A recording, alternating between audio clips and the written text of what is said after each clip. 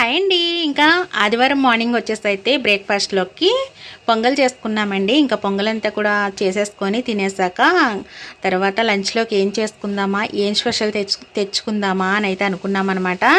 ఇంకా ఫిష్ అయితే తీసుకొస్తానన్నారు. ఫిష్ అయితే వద్దు, ముందు వారం కూడా ఫిషే కదా అని చెప్పేసి అయితే అన్నాను.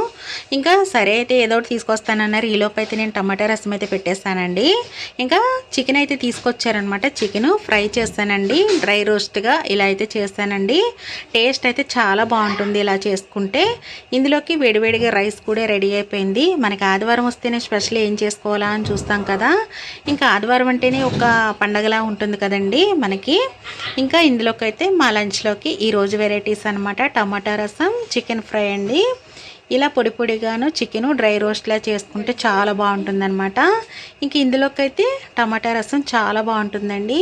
ఇంక ఇందులోకి అయితే టమాటాలు, మిరియాలు ఇవన్నీ వేసేసి అయితే పెట్టుకుంటే చాలా బాగుంటుంది.